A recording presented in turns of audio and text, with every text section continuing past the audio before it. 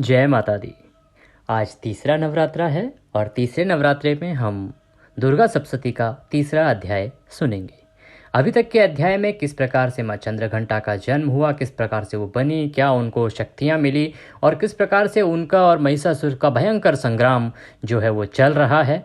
और उसके आगे की कथा जो तीसरे दिन की कथा कही जा सकती है, और अगर दुर्गा सप्तशती के हिसाब से कहें तो यह तीसरा अध्याय है। आइए कथा आरंभ करते हैं, जिसमें हम सुनेंगे कि सेनापतियों के सहित किस प्रकार से महिषासुर का वध होता है।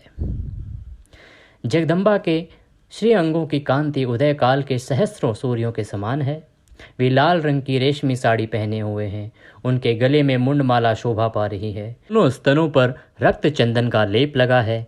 अपने कर कमलों में जप मालिका, विद्या और अभय तथा वर नामक मुद्राएं धारण किए हुए हैं। 3 नेत्रों से सुशोभित मुखारविंद की बड़ी शोभा हो रही है।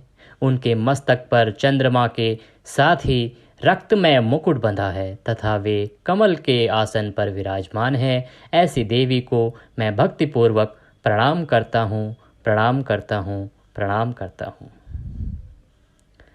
ऋषि कहते हैं, दैत्यों की सेना को इस प्रकार तहस नहस होते देख महादैत्य सेनापति चिक्षुर क्रोध में भरकर अंबिका देवी से युद्ध करने के लिए आगे बढ़ा। वह असुर रणभूमि में देवी के ऊपर इस प्रकार बाणों की वर्षा करने लगा जैसे बादल मेरुगिरी के शिखर पर पानी की धार बरसा रहे हों। तब देवी ने अपने बाणों से उसके बाण समूहों को अनायास ही काटकर उसके घोड़ों और सारथियों को भी मार डाला। साथ ही उसके धनुष तथा अत्यंत ऊंची ध्वजा को तत्काल काट गिराया। धनुष कट जाने पर उसके अंगों को अपने बाणों से बींध डाला। धनुष, रथ, घोड़े, सारथी के नष्ट हो जाने पर वह असुर ढाल और तलवार लेकर देवी की ओर दौड़ा। तीखी धार वाली तलवार से सिंह के मस्तक पर चोट करके देवी की बाईं भुजा में बड़े वेगस प्रहार किया। राजन, देवी की बाह पर पहुंचते ही वह तलवार टूट गई। फिर तो क्रोध से लाल आंखें करके उस राक्षस ने शूल हाथ में लिया और उसे उस महादैत्य ने भगवती भद्रकाली के ऊपर चलाया। वह शूल आकाश से गिरते हुए सूर्यमंडल की भांति अपने तेज से प्रज्वलित हो उठा। उस शूल को अपनी ओर आते देख देवी ने भी शूल का प्रहार किया। उससे राक्षस के शूल के सैकड़ों टुकड़े हो गए। साथ ही वह महादैत्य चिक्षुर की धज्जियां उड़ गई। वह प्राणों से हाथ धो बैठा। महिषासुर के सेनापति उस महाप्रक्रमी चिक्षुर के मारे जाने पर देवताओं को पीड़ा देने वाला चामर हाथी पर चढ़कर आया। उसने भी देवताओं के ऊपर शक्ति प्रहार किया, किंतु जगदम्बा ने उसे अपने हुंकार से ही आहत एवं निष्प्रभव करके तत्काल पृथ्वी पर गिरा दिया। शक्ति टूटकर गिरी हुई देख चामर को बड़ा क्रोध आया। अब उसने शूल चलाया, किंतु देवी ने उसे भी अपने बाणों से काट डाला। इतने में ही देवी का सिंह उछलकर हाथी के मस्तक पर चढ़ बैठा और उस दैत्य के साथ खूब जोर लगाकर बाहुयुद्ध करने लगा। वे दोनों लड़ते लड़ते हाथी से पृथ्वी पर आ गिरे। अत्यंत क्रोध में भरकर एक दूसरे पर बड़े भयंकर प्रहार करते हुए लड़ने लगे। तदंतर सिंह बड़े वेग से आकाश की ओर उछला और उधर से गिरते समय उसने पंजों की मार से चामर का सिर धड़ से अलग कर दिया। इसी प्रकार उदग्र भी शिला और वृक्ष आदि की मार खाकर रणभूमि में देवी के हाथ से मारा गया तथा कराल भी दांतों, मुक्कों और थप्पड़ों की चोट से धराशायी हो गया। क्रोध में भरी हुई देवी ने गदा की चोट से उद्दत का कचूमर निकाल डाला। भिंदीपाल से वास्कल को तथा बाणों से ताम्र और अंध को मौत के घाट उतार दिया।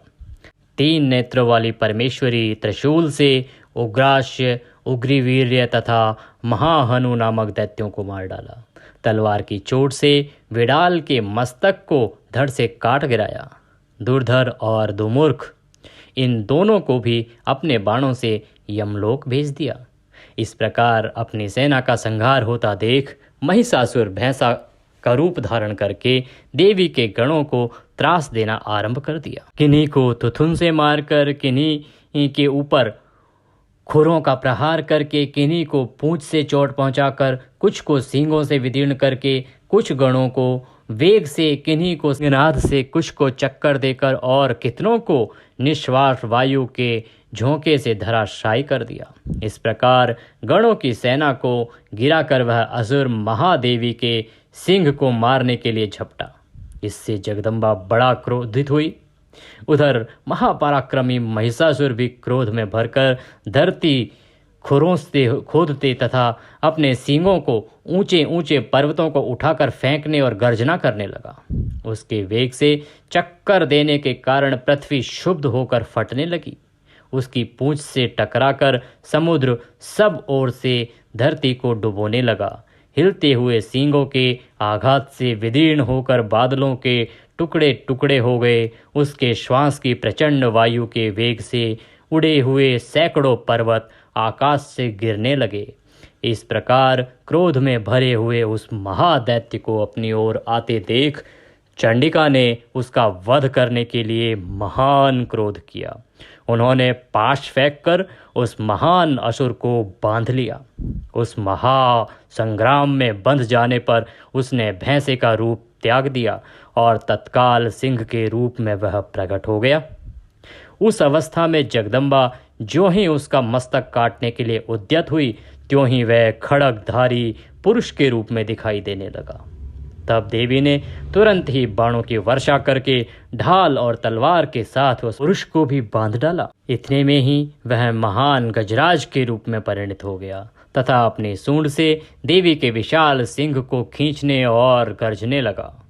खींचते समय देवी ने तलवार से उसकी सूंड काट डाली। तब उस महादैत्य ने पुनः भैंसे का शरीर धारण कर लिया और पहले की ही भांति चराचर प्राणियों सहित तीनों लोगों को व्याकुल करने लगा। तब क्रोध में भरी हुई जगन माता चंडिका बारंबार उत्तम मधु का पान करके और लाल आंखें करके हंसने लगी। उधर वह बल और पराक्रम के मद से उन्मत्त हुआ राक्षस गरजने लगा और अपने सींगों से चंडी के ऊपर पर्वतों को फेंकने लगा। उस समय देवी अपने बाणों के समूहों से उसके फेंके हुए पर्वतों को चकनाचूर करती हुई बोली।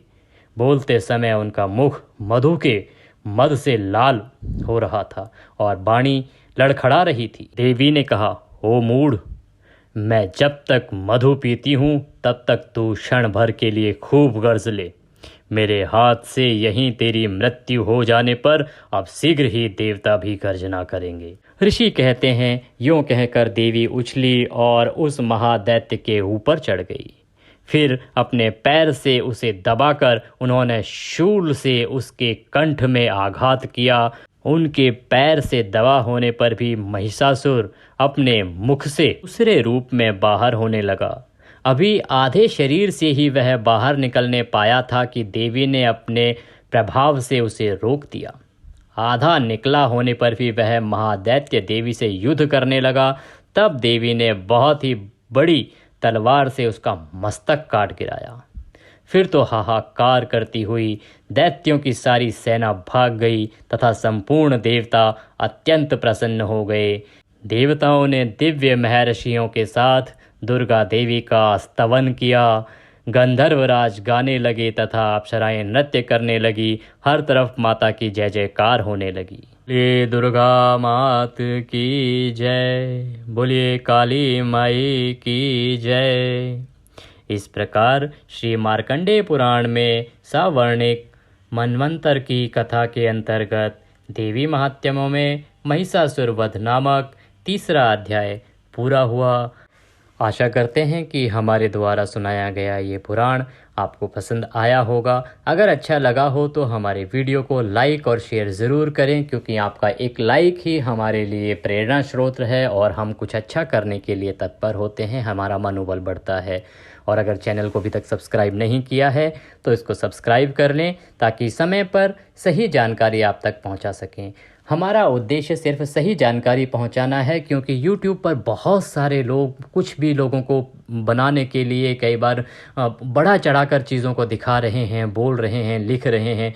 हमारे इस चैनल का मकसद सिर्फ इतना है, हम सिर्फ इतना चाहते हैं कि आप तक एक सही जानकारी, सटीक जानकारी पहुंचे, बिना किसी लाग लपेट के, बिना किसी चीज़ को बड़ा चढ़ा कर दिखा के जो जैसी जानकारी सही है उसको हम आप तक पहुंचाने की कोशिश करते हैं। अगली वीडियो में फिर होगी आपसे मुलाकात, तब तक के लिए जय माता दी।